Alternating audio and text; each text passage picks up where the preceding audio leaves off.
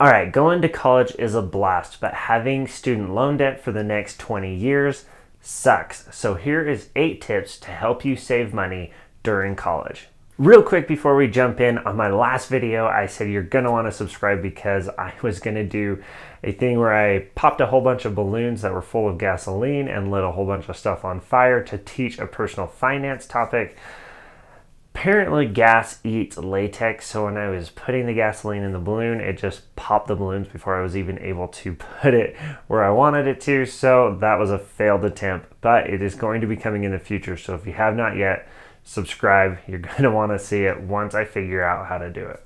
All right, tip number 1 for saving money in college is there is 2 ways to make money. You can either increase your income or decrease your expenses. So my first tip is to work. I actually worked all throughout all of my college, including my master's program, because I found that if I was working, I used my time more effectively and I actually got better grades. There was one semester where I didn't work, and that was the semester that I got the worst grades. So if you can find time to work, which most people can, then work part-time. Plus, that'll help you have a little extra money in your pocket to cover any expenses that you have, plus be able to have a little bit of fun. So tip number 1 is work. All right, tip number 2 is to take advantage of scholarships. So this is something that I did. Granted, I worked my butt off and I was a Nazi about my grades, but because of that, I got scholarships and I was able to go through school completely debt-free. There are scholarships for just about anything these days. So find something that you have that is unique and go and apply for as many scholarships as you can possibly find.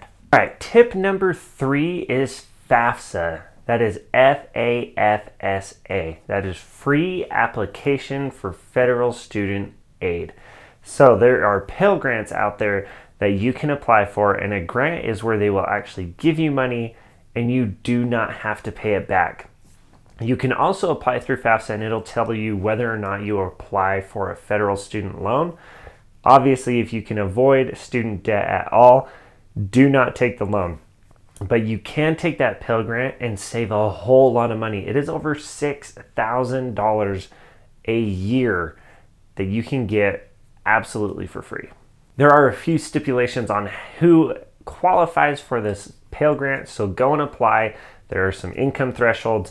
Now, if you're like me, most likely you are a poor college student, because that's what I was. I wasn't making much money because I was only working part-time. But if you qualify, you can get a whole lot of money. So for me, with tips number 1, 2, and 3, I actually got paid to go to college. Now, number 1, I got paid to work. But number 2, I almost had a full ride scholarship, so I was able to pay for a huge chunk of my school just through that. But then I applied for a Pell Grant through FAFSA, and I actually received a check each semester from the university. That's how awesome scholarships and FAFSA is. All right, tip number 4 is to pick the right college. So obviously, if you have something that you want to specialize in and there is a college that is just going to be the best fit for you in the future, then yes, go to that college. But for me, I actually went to a bigger university for the first 2 years of my bachelor's degree, and then I transferred to a smaller university. And I wish I would have just gone to the smaller university because it was literally like 60% of the cost of the big university. So I would have saved a ton of money in those first 2 years because tuition was so expensive at that big university. And that was all going in state. If you are going out of state to go to a college, it is going to be expensive because they like to charge out-of-state students a lot of money in tuition. So do some long-term planning. If you want to get a master's degree or an advanced degree from a bigger university, then do that. But you don't have to go to those big universities that charge a lot of money in tuition to get your generals done. I did that and it cost me thousands of dollars. All right, tip number 5, and I did this one, is use public transportation or walk. So one of the universities that I attended, I walked because, man, to buy parking at that university, I would have had to give up my firstborn child. No lie, it was crazy, crazy expensive, and it drove me nuts that they would charge so much money for that. So I said, nah, forget it. I'm going to walk. And I did. I walked to school uphill both ways in the snow.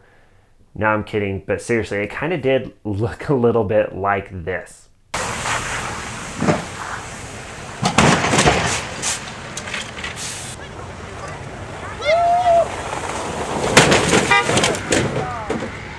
I went to school at the University of Utah, and it is up on a hill, and whenever it snows, it got pretty dang entertaining to watch people drive down these hills, and it was always a little bit cringeworthy when it got a little too close for comfort.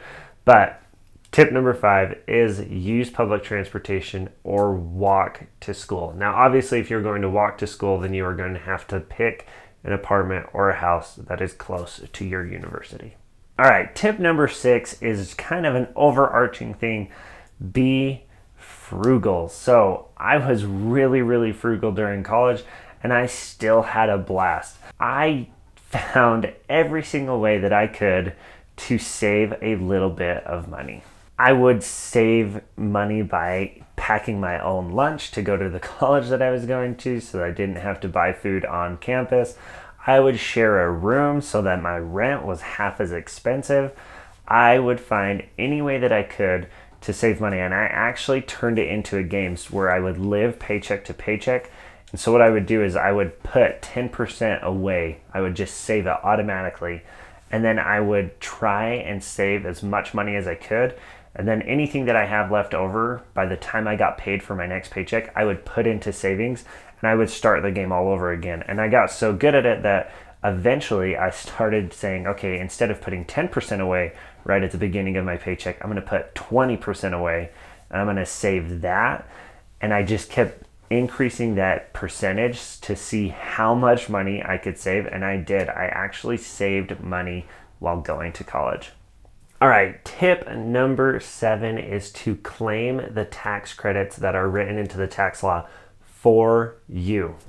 So there is a tax credit called the American Opportunity Tax Credit, and it is for college. So if you're going to college and you pay money in tuition, then that tax credit will come in and cover a portion of your tuition. So the tax credit will work. It'll give you a tax credit of $2,000 for the first $2,000 that you spent on qualified tuition. And then it'll give you 25% of the next $2,000 that you spend, up to a total of $2,500. So you could have $2,500 in tax credits just off of this one single thing. So if you have $4,000 in tuition, you're going to receive $2,500 worth of tax credits when you file your taxes. If you want to know more about the American Opportunity Tax Credit and other tax credits that may be available for students, hit me up in the comment section and I may make a video about it in the future.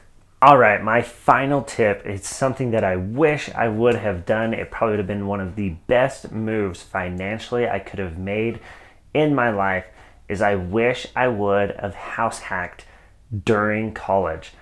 What I mean by house hacking is buy a house, bring roommates in, and they will pay your mortgage for you because you're going to be charging them rent and they will pay your mortgage for you. If I would have done this when I was going to school, I would have made so much money. It would have been insane.